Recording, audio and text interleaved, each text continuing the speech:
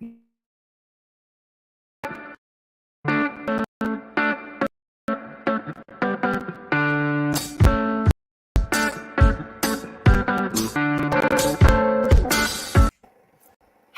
everybody. Morning. How are you, Tony? How's it going? You're back in Sydney after being in Tasmania. We've been so excited to hear all about your adventure. And I know it's not just me, there's many others that are keen to hear. How did you go? Yeah, it was good. Look, I've got to say, first of all, good morning, everybody. How are we all? And good to be home. Good to be back home in Sydney. I didn't think I'd ever say that. But I suppose, when you want to come home to your partner and then also just, come back and you're building something together. So, yeah, it was nice to come back. It was nice to be away. Very stressful being away, but it is what it is. Tash, how are you? And really just thanks for all the support that a lot of people did send messages. Especially the Taswegians. So thanks for that. That was great. Even got a few of you's got a few lucky photos in that you posted. So that was great when we drove past. So that was always good to hear. But yeah, look, it's good to be back. Quite a stressful event. But we know that going into Targa Tasmania racing around. Avichka, how are you? So yeah, happy to share all and but most importantly, how are you going, Tanya? How's the rest of the community going? It's good to be back. What's been happening?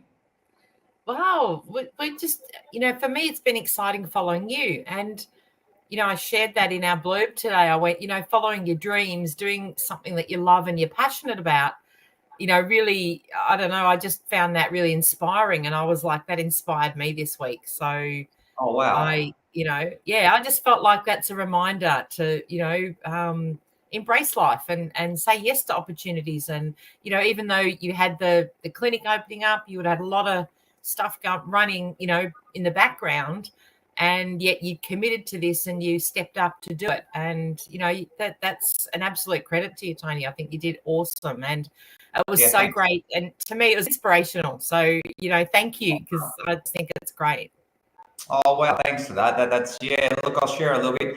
Tash, we're going to get onto your heart health problems, which is something that I really want to talk about. It's an important one. Yeah, the inspiration bit, it's really weird because you don't set off on a journey like this thinking who you're going to inspire. It's more like, geez, I hope I bloody survive. Yeah.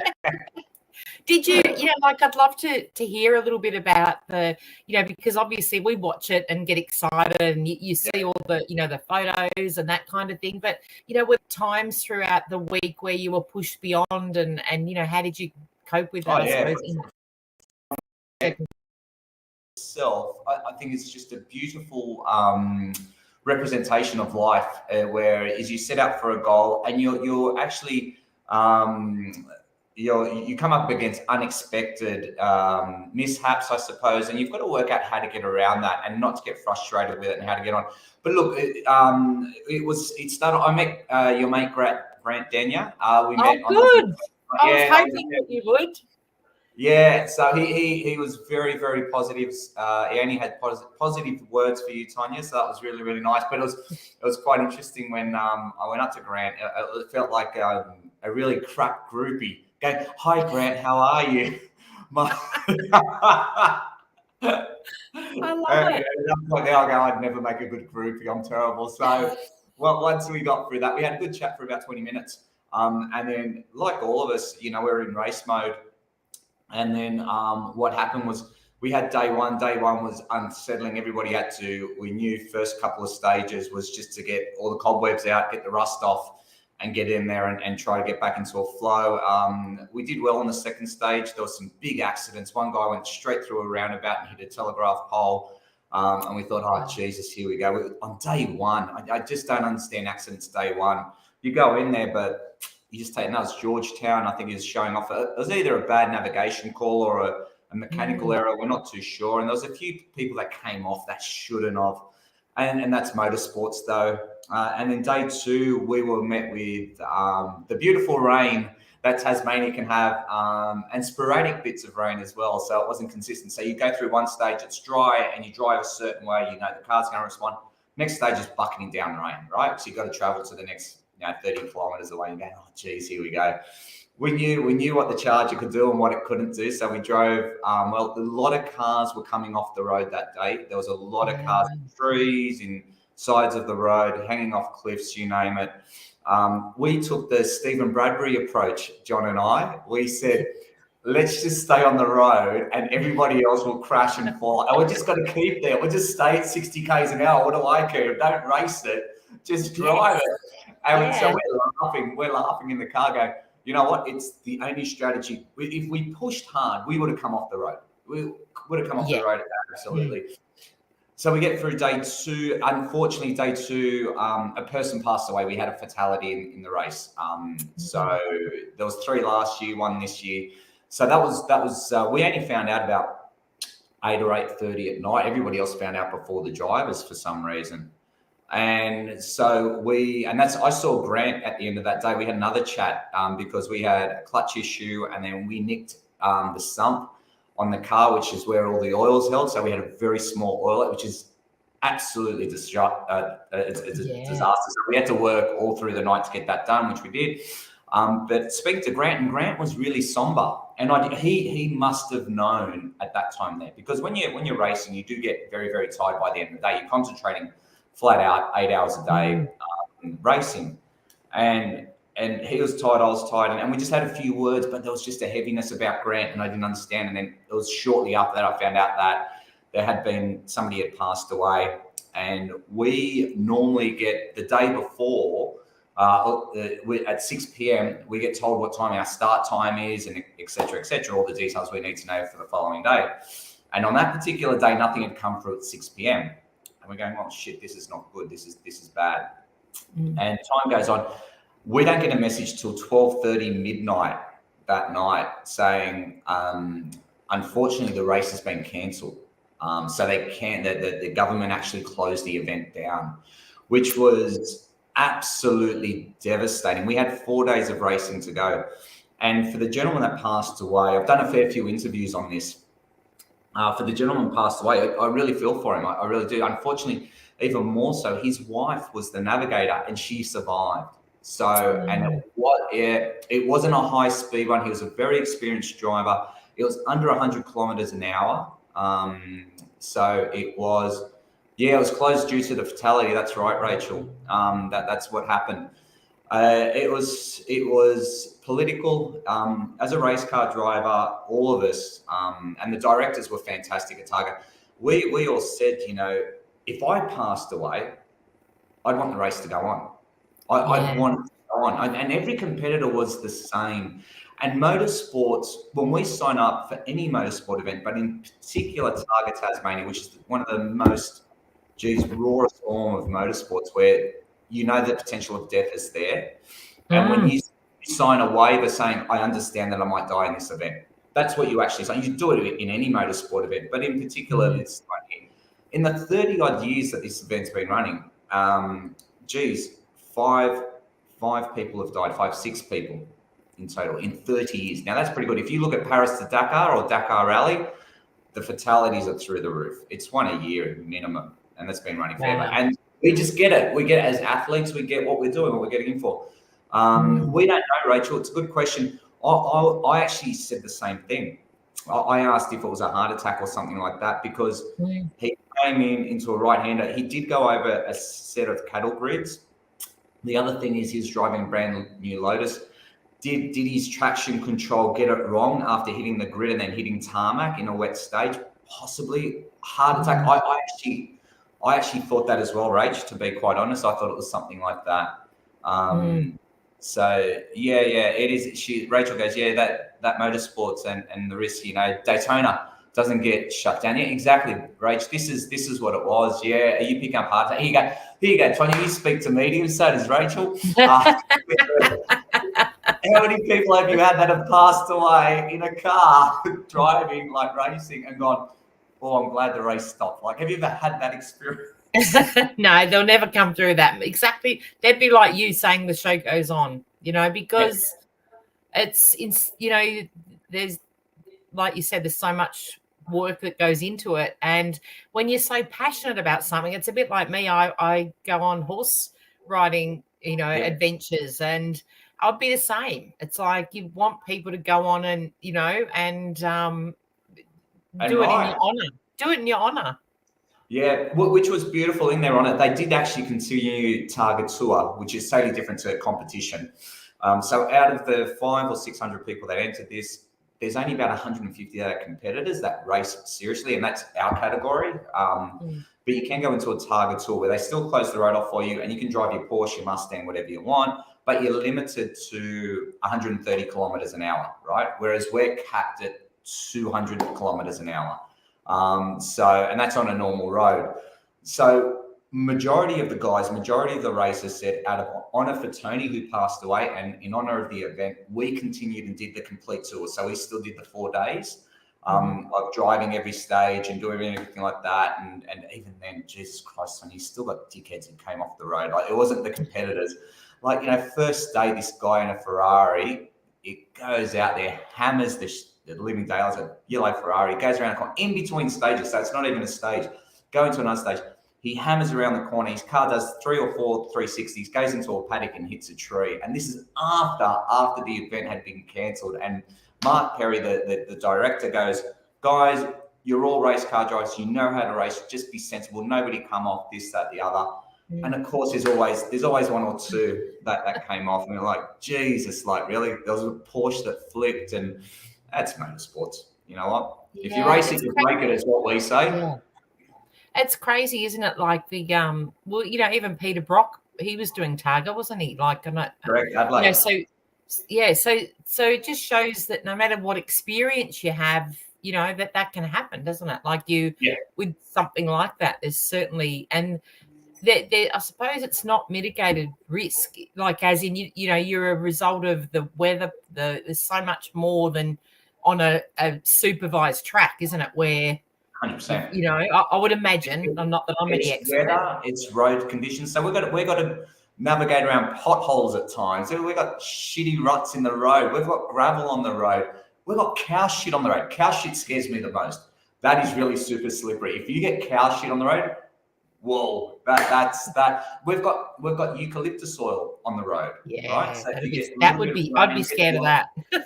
There's stages that you race through. It's really, really, really dry, and then you come through like a forest, and it's damp in there, and the oil's dropped. And if you're one of the first cars to come through and you're inexperienced, you're going to come off.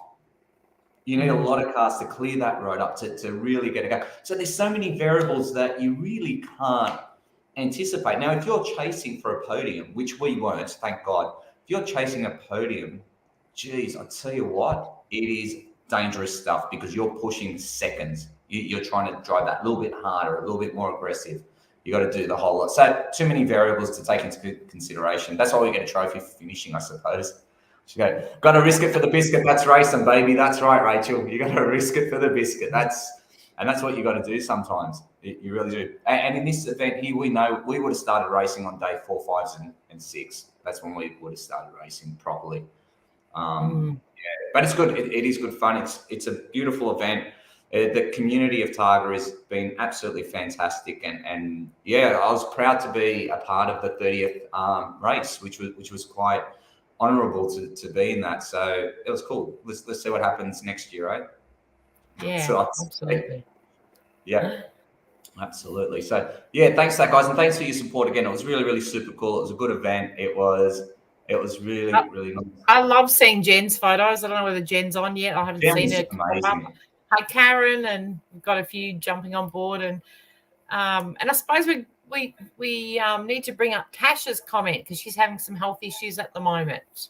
That's what I was just looking at. Yeah, let's bring that up. Tash, back to you. Sorry, that was my first world problem of being in a car event.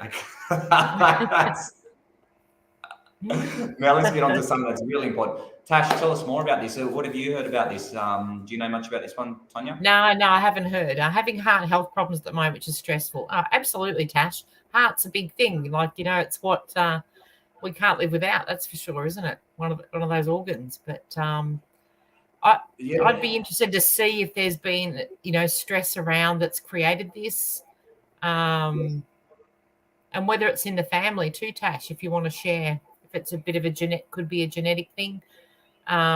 heart.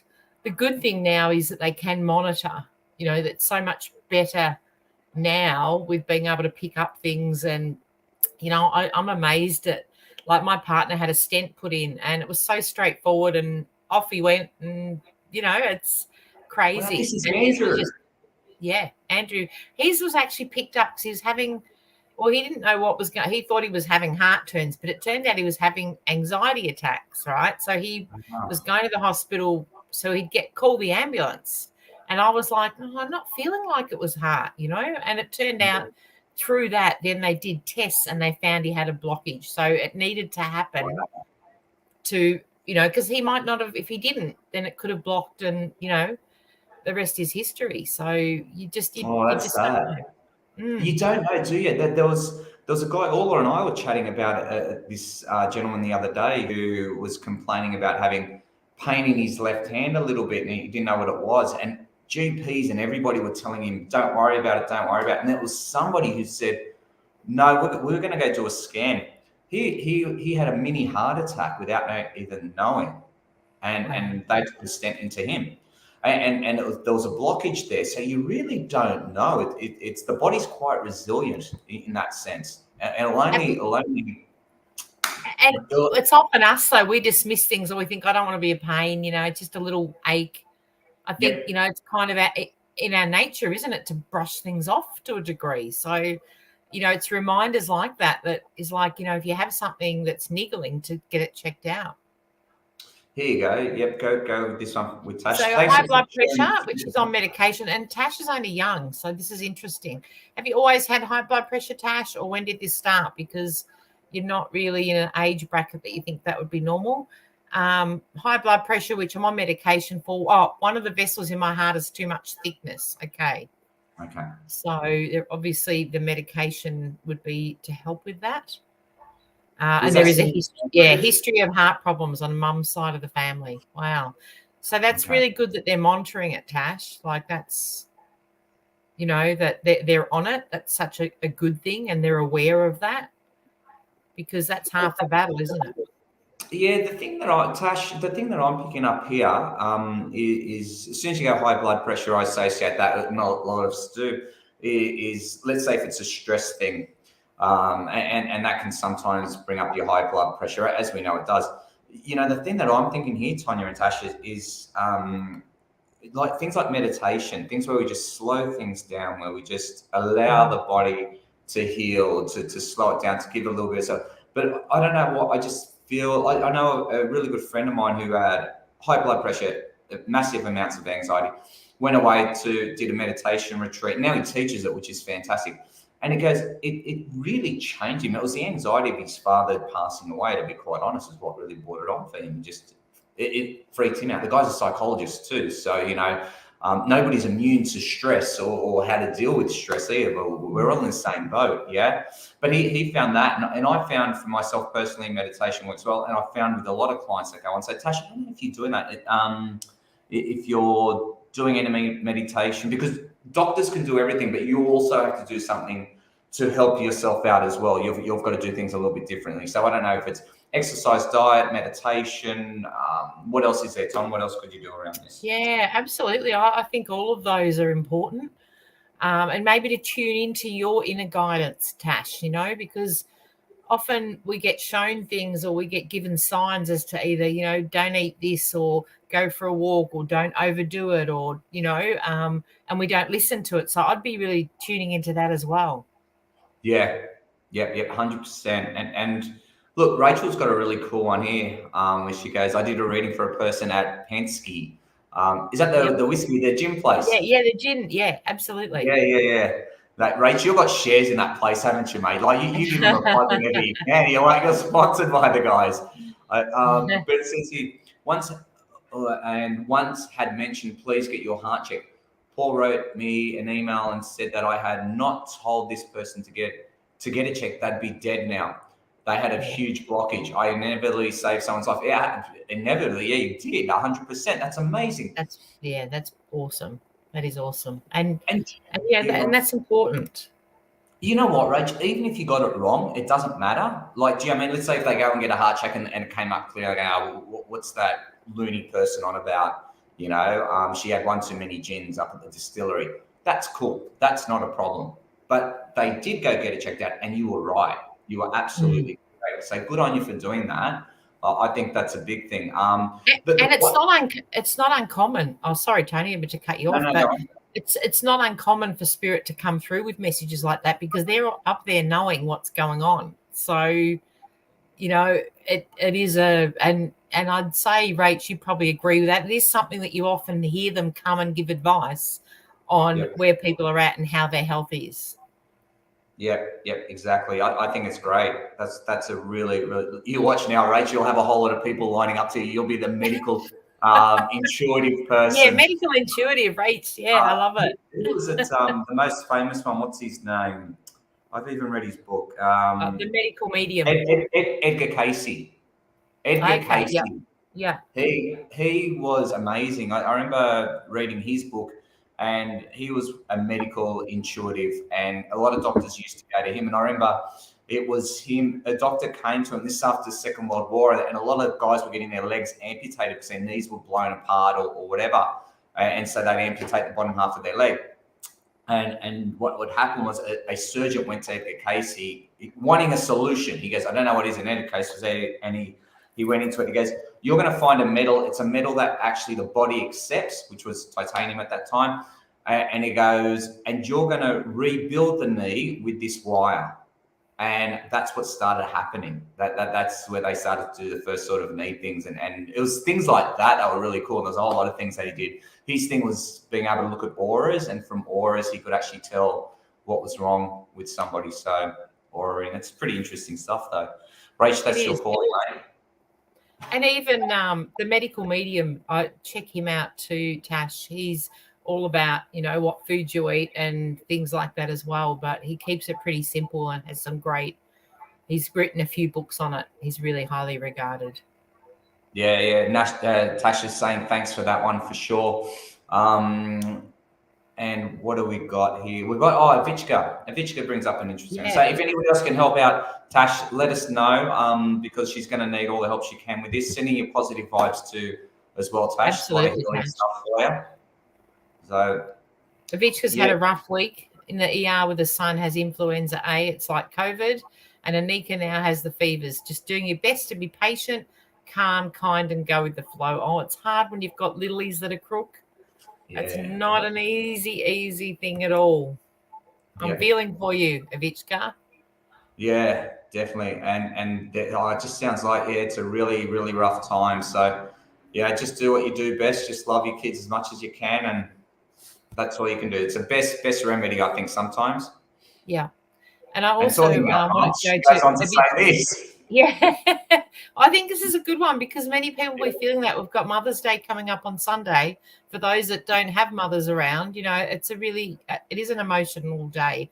So, you know, Avichka shared here, I'm also really emotional and feeling very lost with Mother's Day without my mum. It's such a commercialised event, so the reminders are everywhere.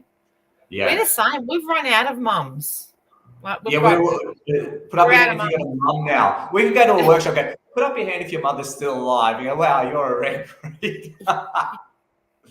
Yeah, look, Avichka, we all feel you on this one. It is. You know, I suppose my way of dealing with it is to always remember the positives of mum, always think of the happiness of mum and go into that. And it was quite funny.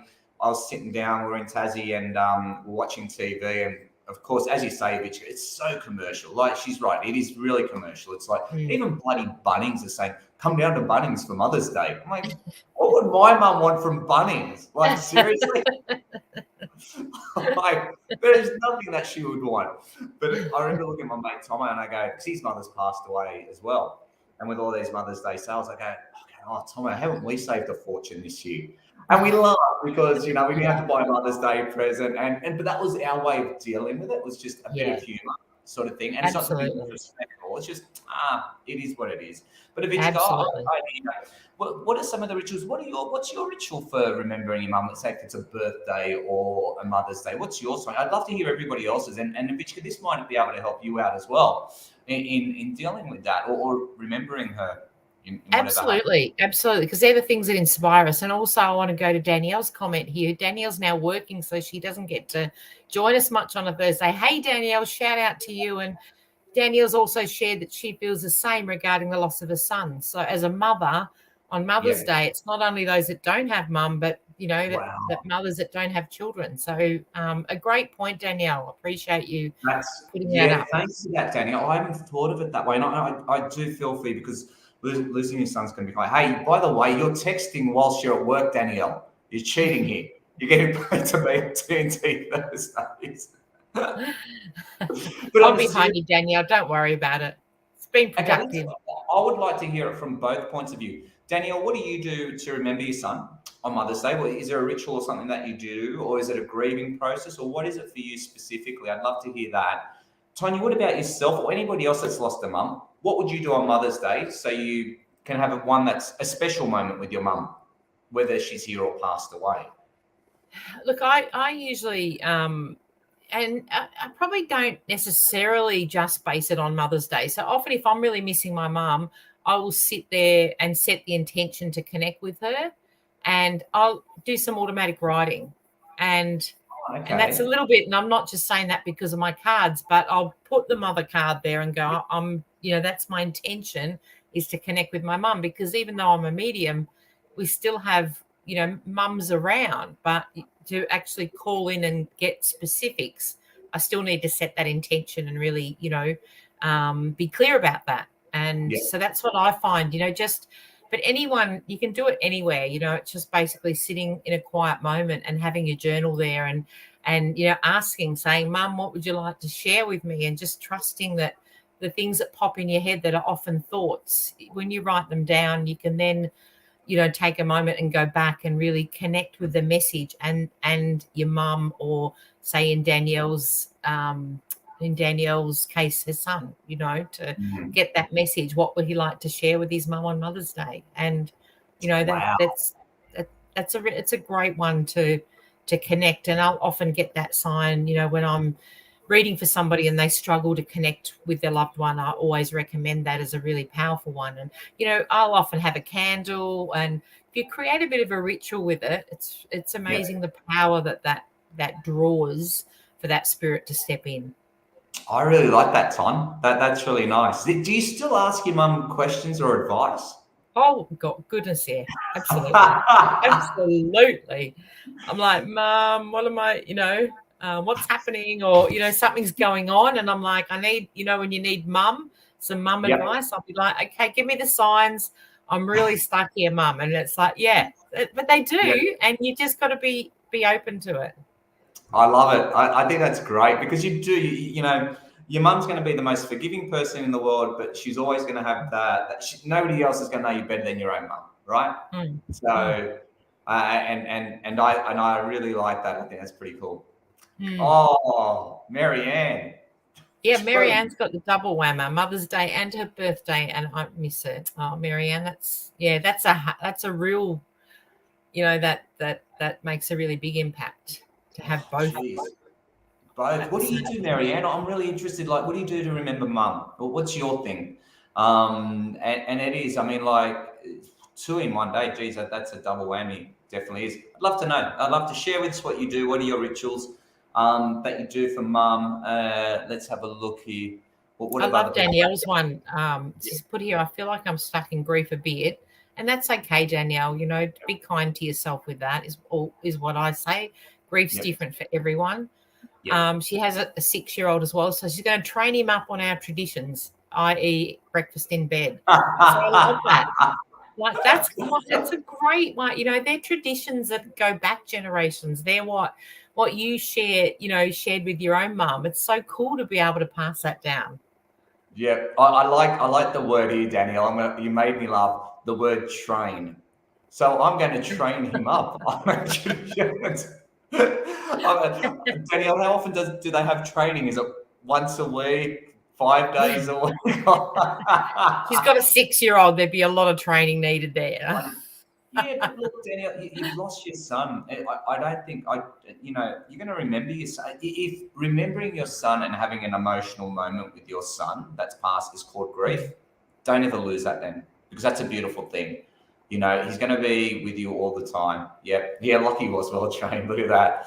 But you know what? Yeah, it I is. love it. And that's a memory, isn't it? Yep. Yep. 100%. I like Karen's one as well. Go for it. Yeah, Karen's one's great. I wear my mum's Daisy perfume to keep close to her. We always went to the movies for Mother's Day, and I now do that with my daughter and granddaughters on Mother's Day. Ooh. See, another one. That's great. That's like a tradition handed down. That Love it. is so cool, Karen. I love that. You know, soon as you've read that out, Karen, I'll just share with you. My mum was a movie freak. So she was like coming from a village in Hungary. Like when you look at her house, it was held together with whatever before you had gaffer tape, whatever that was before that. That's what mum's house was held to. So when she came to Australia, she could go to the movies for the first time. I remember her dragging us to our first movie, Karen. You'll love this. It was Bambi. And I reckon I was about 4 years old. And then mum would take us to go see Popeye and Superman and everything. And she got more joy than sometimes with them than us kids by going to the movies. And it was a joyful event, Karen, because you could see how happy mum was. So when you said that you go to the movies, I love that. I could just see your family having a great day. And, you know, Karen, I'm going to guess, who gets to pick what movie you watch? Is it you or the kids? If you could let us know that one, that would be super cool. I'd love to know that. And then Margaret's got here, my mum lives an hour away, but she wants no contact. She's not a nice lady. I embrace all that my family organised for me on the day. Good on you, Margaret. That's one less person you have to worry about on Mother's Day. You be yourself. The Tonya Reeves the cowgirl advice. You know, stuff up. You know? Yeah. If you're going to crack Margaret, just piss her off and just look after your own family. That's right. You enjoy Mother's Day being the great mum that you are. Yeah, exactly. And, you know, that's family dynamics, isn't it? Some people have a close relationship, some have none at all. It's just life. There's no such thing as a normal family. There's only an abnormal family. So therefore, the abnormal family is the normal family. There you go. Makes sense, people. Margaret, I love your positive attitude though with Margaret. Isn't she so cool? She's like, yeah, I embrace what my family organise on me the day, and that's great, beautiful. You know, working with what you can. Love it a lot. Yep, say some idiots might ask. She might, you know what she might need, Margaret? She might need you to send her a deck of your cards so she can lighten up a little bit.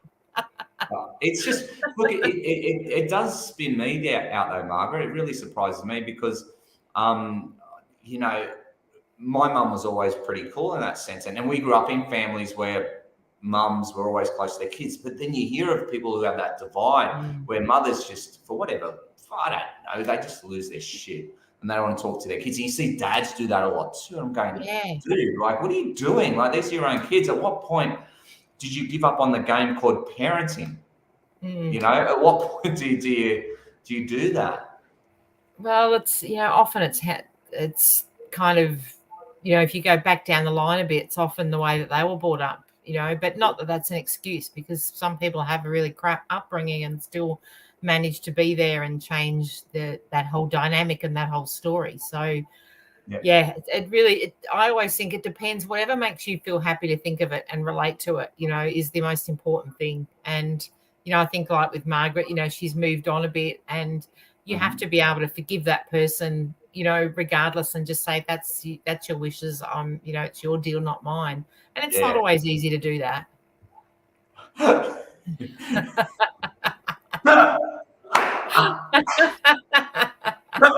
You've got to put that up, Tonya. Yes, I'm putting that up. This is Sonia, isn't it?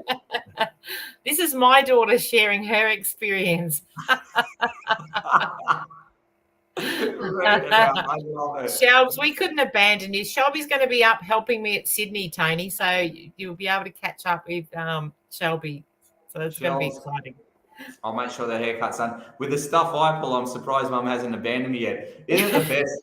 Shelby, it is the best, because you know what? It's amazing what you get away with. Even like now I'm 48, I still think back about the shit I used to do. So I can only imagine what you do. And so keep on doing it. Don't Yeah. dial it down. Dial it up, mate. Just see how far you can go. Absolutely. I think it's karma for what I put my mum through. Isn't that what I daughters know. are for? Daughters are I know. here to That'll be great that pay us Shelby's back. coming up. I really look forward to catching up with her in person. That'll be great, Shelby. We can hang out in Sydney. It'll be beautiful. That would be really, really nice. Really, really, really nice. It's exciting.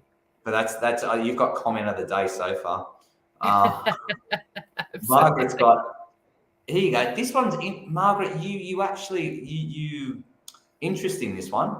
I think some people just don't know how to be a parent. That's interesting. Would you agree with that? Absolutely.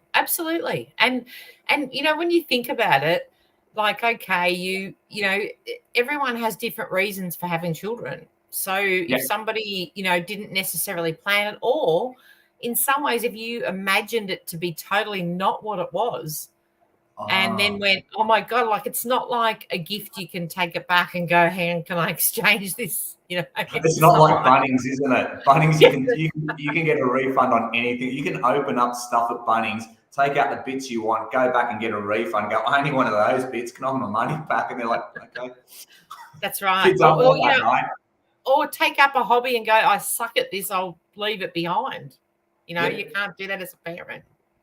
Wow. It's interesting. Yeah, it's great that you share that too, Tonya. And Margaret said, yeah, I think, is it the expectation is not met, or the expectation is not realistic? Or the realization that it's not something that they do really well. Yeah. I mean, none of us are perfect, but yeah, that's a real, it's interesting. I think Margaret's, I agree with you, Tony. I think Margaret's, that's, definitely got merit. Some people just don't know how to be a parent. Yeah, that's a good one, Margaret. I like that you thrown that up. Avishka says a nice one just underneath, which is really cool. This is out to everybody who's on here today. That's offered a few great ideas of what do you do for your mum, especially past ones, if anything, or even if you got your mum around now, what are you going to do for her? But she goes, you know what? Thank you for all the support, lots of love and support there. She goes, great ideas. I will do something special. I'm relieved that that we can't do the Mother's Day Sydney trip. Okay, yeah, cool. Well, yeah, exactly. That's a bit of a bummer that you can't, but yeah, you're a little bit relieved there, so that's okay. But yeah, there are some great ideas, and you know what? Sometimes just doing this, Avichka, where you get on board and you just say, "It sucks. I feel really sad. I'm missing mum." That's part of the process too. That's absolutely cool to do that, because you're getting it off your chest and you're admitting that it sucks. You're admitting that you're hurting. And that's the cool thing. Don't keep that stuff bottled up. So what you've done today is thumbs up. Love it. Absolutely. I love Lorraine's here. I always look forward to how my dear mother in spirit always connects on Mother's Day. It always happens. And I love that. See, so Lorraine sets that intention of, yes, mum's going to connect. And, that works twofold. So then mum can easily give Lorraine a sign because she's open to it. And I think that's a great example, Lorraine. Thank you. Yeah, exactly. I like that. That gives us all a little bit of hope there. That is pretty cool. How long has it been since Lorraine lost her mum? I'm not actually sure. I think it would be a little while from memory. Lorraine, how long has it been since you've lost mum? Yeah. Get the number 6. Ooh. Tash, thanks guys for your support. We'll keep you updated. Yep. Yeah, absolutely. Please keep us updated, Tash, and look out for yourself. And if you're feeling not right, go and go to the hospital. Yep. 30 years, Lorraine says. Wow, that's pretty cool. Isn't that amazing? Like 30 years, and I bet you it's not that much of a distant memory for you, Lorraine, either. That would be like 30 years, and you still got that connection. I suppose in spiritual realms, 30 years is like that. When you think about it, but that is amazing. Oh, Shelby, you crack. This is a good one from Shelby. I reckon we should share this one. Yeah, absolutely. Go for it. You read it out. It's your daughter. Shelby's sharing here. I found growing up that some of my friends' parents are better at being a parent when they are younger and are codependent on them, whereas other parents are better when their child becomes a teenager or adult. Yeah, that's a great observation, Shelbs. I like it. Yep. Same. I like That's actually a fresh observation because of your age. Like Yeah. we're going off distant memories here, mate. So Absolutely. I love to cross the generations because, we're all a product of the way that we were brought up. And of course, for Tony and I, we're from that generation that, was totally different to this generation, like the total flip around. yeah, 100%. I really like it. It's so much stages. I'm really good when they're kids, but when they're teenagers, have nothing to do with them, or vice versa. Mm. They're only their skill set as a parent, let's call it that, is only good for one age, like between Yeah. 1 to 7, and then 7 to 14 they suck, or it doesn't. Yeah.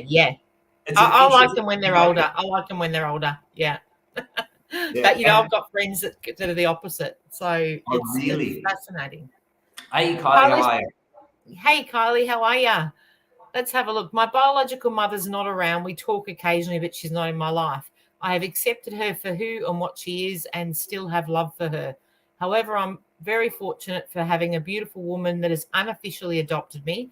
I call her mum. We are very close. She has been there for me through all the rough times. Here is to all those parents that stepped in and loved a child, even if they aren't biologically theirs. Mum labels herself as my heart mum. I love that. Oh, that's nice.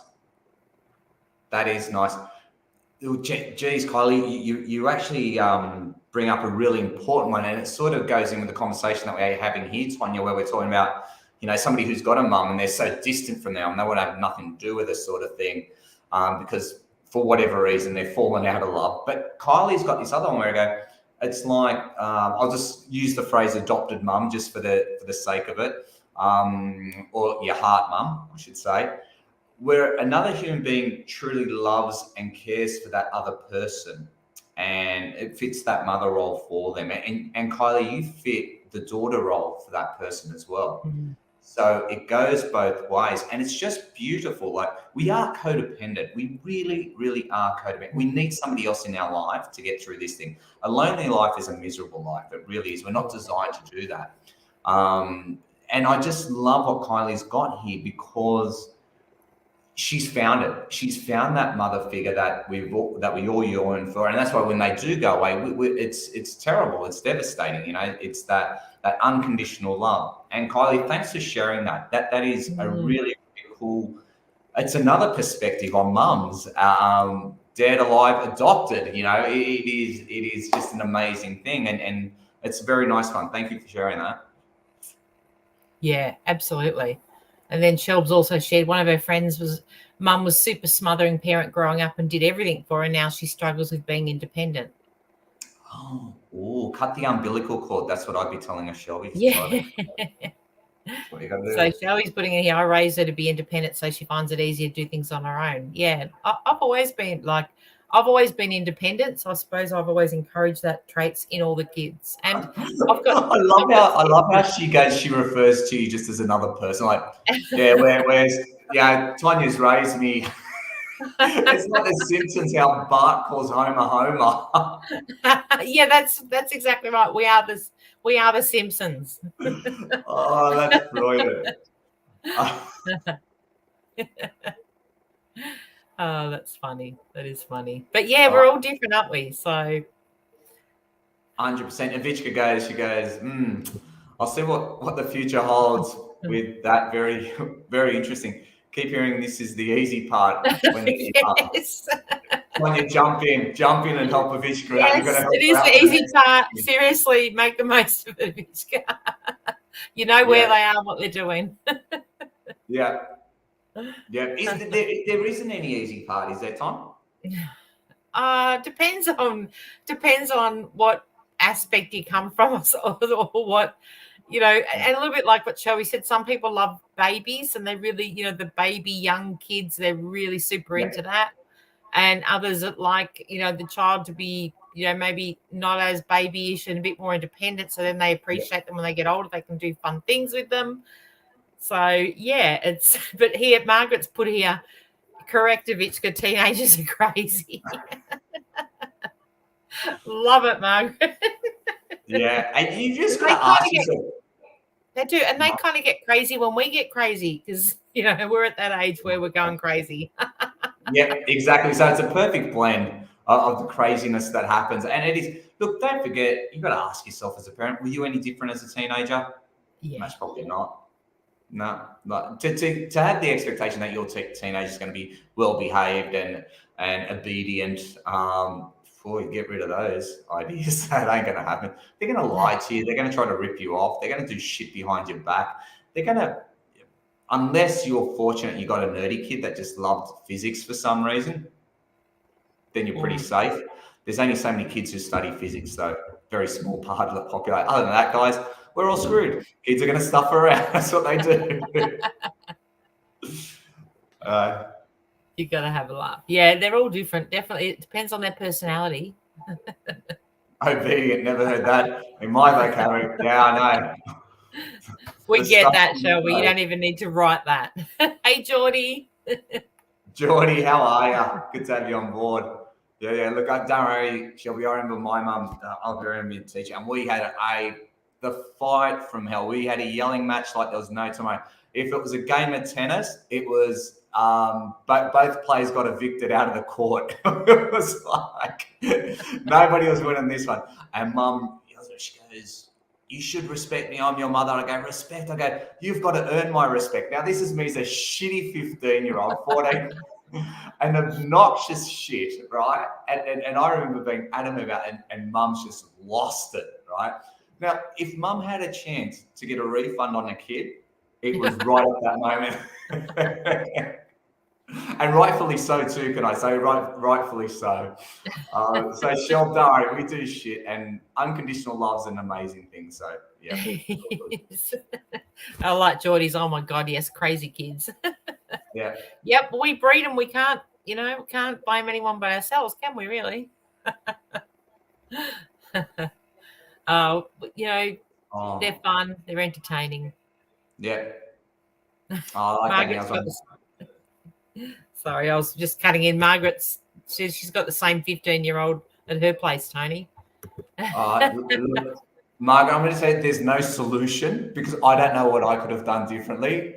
I had a 15-year-old brain, and it's a dumb brain. It's not like if you had different brains, like baby brain's cute and it's accepting, it's just loving. That's all it is. And then you know what? When you go to ages 6 to about 12, you're trying to work out the world. So it's thinking brain. Teenage brain is called brain fart, where there's no sense whatsoever. It has no filter. It is a raging lunatic of a brain. Then we have mature brain, where we learn how to not say things to offend our mothers. So yeah, enjoy the roller coaster. That's all I'm saying. I love Geordie's too, and they choose us. Yeah, that's it. It's their problem, really, Geordie. Before you come into this lifetime, you choose your parents. So don't go whinging about it. No, I'm joking. Yeah, I love that one. But Danielle's got one here. Do you want to go with that one? Yeah. So getting back to Danielle's, I was just saying last night how much I miss conversation with my adult son.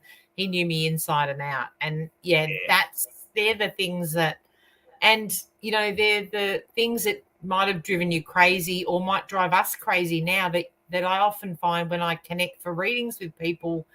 And I actually shared an article this month with the magazine that I write for, and it's the little things. And I don't know if Rachel's still on there, but we often laugh at. We had this running joke there for a little while where both of our partners would get the clothes just near the washing basket, but could never quite get them in the washing. And we'd send photos, like Rachel would send her photo, then I'd send one back, and we had a bit of a laugh about it. And as mediums, you get that understanding that those little things that really do you nut in at times are the things that people often miss the most. And so it really gives you perspective in going, am I going to sweat the small stuff? And it doesn't mean you have to tolerate, things that are really out there, but it's just about, not feeding into those little annoying things, because often they're the things you miss the most. Yeah. That's right. And talking about things that we missed the most, here you go. Peter's come up with a great one where he goes, enjoy every stage of your child's life. They don't last long, and if you wish it away, you will regret it, which is so true. Yeah, It is yeah. true. Would you agree with that, Ton, after what you just Yeah. said? Sort of like perfect segue, by the way, Pete. I don't know who wrote the script on this one, but your timing was that, mate. It was spot on. Yeah, I love it. Absolutely. Yeah, absolutely. Because you do, I remember looking back going, can't wait till they can walk, and they walk and you go, oh, what was I waiting? You know, it's not so great now. I've got to move everything out of the house. And then you can't wait till they drive. And then all of a sudden off they go and you're like, oh, hang on, you know, where are they going? What are they doing? You know, so you do tend to, because you base it on miles. I can't wait till they're at school. When they're home, can't wait till they go to kinder.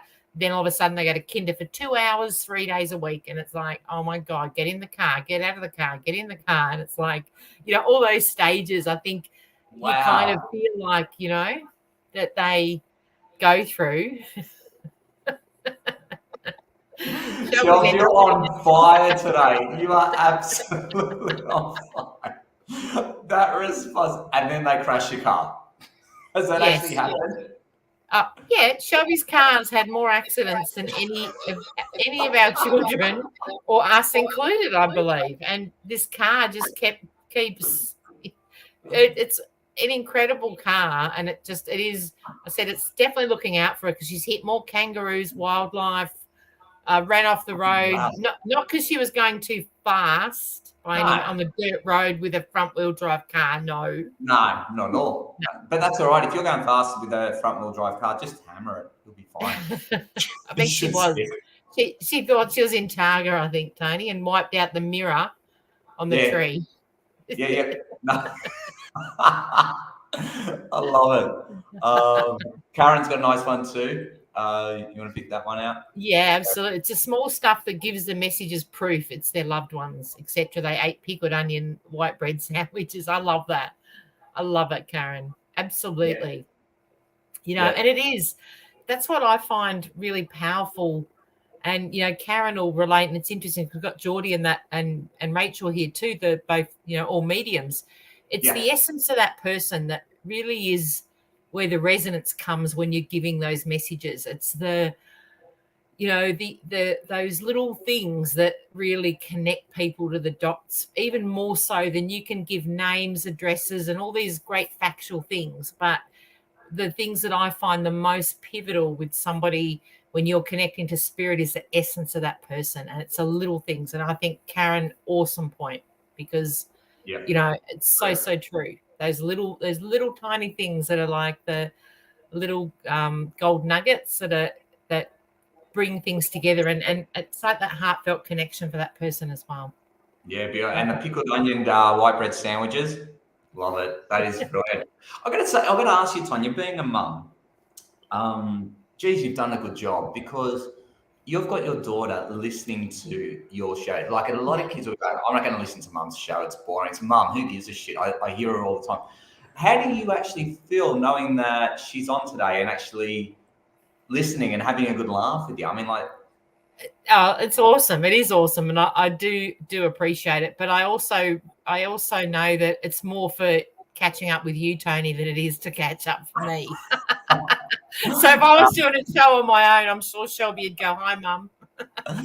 It is, yeah. I know you say that in tongue in cheek, but I think it is. I think it really is. I mean, like, you know, to have your daughter come on board and have fun with you in this way, you've done a great job. You've done a great job as a mum. Do you know what I mean? On a serious note, because there's a lot of love and respect there for sure. That there's sort of like, you know, she wants to hang out with you. She wants to have a chat with you. You know, it's not like you are the enemy anymore. You know, like a lot of parents will think like, oh, my kids don't want to hang out with me. Stuff that. Depends on the day, Tony. It does depend on the day, but I am very grateful. And, you know, Shelby's been a great help. And, you know, going to Sydney, Shelby and her girlfriend, Honor, are going to come up and help me, you know. So they're both coming up for the weekend to help me out with, you know, distributing cards and doing all the things that, you know, all those background things. And I so appreciate that they're wrapped to come and help me. Yeah, nice. That sounds really, it is really cool that you've got that. And you've done a great job as a mum. That's just a great testament to you. Thank you. I love Shelby. I had to bring up Shelby's comment. She pays me. I don't want to. Yeah, she must pay well, mate. I tell you what. I love Margaret. Thanks, Margaret. Yeah, she is. Yeah. Oh my God, I thought I was funny. Shelby's comedy gold. Yep. Oh, yeah. I have no doubt that Shelby will be doing her own show one day. She already is. She's just hijacked ours. Yeah. She's got a nice show. What's it? Avichka's got a nice one here as well. Her great aunt always said, "Don't sweat the small stuff." Thank you for the reminder. She must be around. I love that. I love that. Yeah. Yeah, it absolutely. Is. Rachel, you just missed me sharing the story about us sending photos of our partners dumping their dirty clothes right next to the laundry hamper and just couldn't quite go the full thing to do it properly. So, that's right. That was a good segment. You'll have to re-listen, Rach. I figured you weren't there or you would have commented. That's exactly. So funny. And I love this. This is a great one too for Karen. Her 18-year-old granddaughter's asked to do a reading for her girlfriend who's coming on Monday. See, and that's a great compliment. Like, that is so cool because as a reader, it's, the biggest compliment is doing reading for friends and family that all, them asking for you to read for them. So yeah, that's really cool, especially the younger generation. 100%, yeah. That's we're not just that silly old chick that sits in the corner, Karen. It's great, isn't it? We're getting a bit of street cred with the younger generation, and that's pretty cool because we don't take that for granted when you get to our age. Mate, like we've got to have. You're right there, Tonya. Because you know what, they don't want to listen to our old stories because they don't care anymore. Like, we think we're legends in our own heads. But when they need you for something, which is as cool as this, Karen, big thumbs up for you. You've actually hit the nail on the head. You got kudos for these kids. You're like, boom, you're all over it. I'm just laughing. Like, you gotta have a laugh, don't you? Lately I've found, like, I just crack myself up, and probably more than anyone else, I'll just get something in my head and I just start laughing, and it's comedy gold, and that's where the memories are, isn't it? When you do things like we went to Brisbane MBS, and seriously, I went with my girlfriend Reagan, and we had so many incidences where people were talking and we could not understand what they were saying, and they weren't necessarily talking a different language, but we just could not, and we'd look at each other and go, what did they just say, right? We were cracking ourselves up. So a few times since, it's like I'll send a message that's all gibberish. wow. That's our reminder of the fun that we had, and I think that's something that, is as hard as it is, and not making light of, dear Danielle that's lost her son, or Vichka with mum not being around, and for Mary Ann and the rest. But I think sometimes we need to, remind ourselves just to bring in a bit of laughter, if we can. If we can, absolutely, I agree there. Laughter just puts the world in perspective that we don't have to take ourselves so seriously, and that is cool. Yeah. Jordy's got a great one here. Chloe asked me to do an interview at her school for her course next week. That's pretty cool. That's awesome. Yeah. Yeah, that is awesome. And, and that's a child that appreciates what mum does. So that's a credit to you, Geordie. Just want to bring that comment. Yeah, that is pretty cool. Imagine that going, oh, Mum, I want you to do this interview at school. That's a lot of respect there. It's a lot of love there. It's beautiful. So congratulations on that one there. And Karen's put too, my granddaughter Sienna wants me to teach her. She loves cards and crystals. Ooh. Absolutely, Karen. That's pretty cool. And I think the younger generation, like Shelby's into crystals and all the rest of it, and then Jack, he's the next one between Mason and Shelby. Jack's girlfriend, she always sends me pictures of all her crystals. She goes, Tonya, look at my crystals. And I'm like, I really, I love it, because it's like, they're wrapped to show you. And I just think it's great that, we're open to it, and, that then creates them to be open to it. So that's pretty cool. Yeah. Peter would be going, time, Peter. He's We've missed you, Pete. We've missed you, Pete. I know. I hope you're well, Pete. You and Kylie, I hope you're doing well, and the course is doing well as well. I hope you're keeping up your studies, so that's really important. Because you're going to make a big difference, and you already are, mate. So absolutely great to have you on board. Apparently, Shelby goes, she made me do a shot of Fireball last night. I can't say anymore. Yeah, Shelby's had tonsillitis. She's got really bad tonsils. Oh, yeah. And I said, here, this is the old remedy. If you had brandy, it'd be brandy. I go, have a shot. Oh, I didn't know this. Congratulations, but you got into law. You must be yes. Shelby's starting uni next month. Woo-hoo. Great. Which now, Shelby, what's the name of the uni again? Victoria University, I'm pretty sure. Congratulations, it doesn't matter. Look, congratulations. I think it's absolutely brilliant. Yep, Victorian Uni, well done. Make sure you get the hoodie. Yeah, you just got to do it. You got to wear your colours with pride.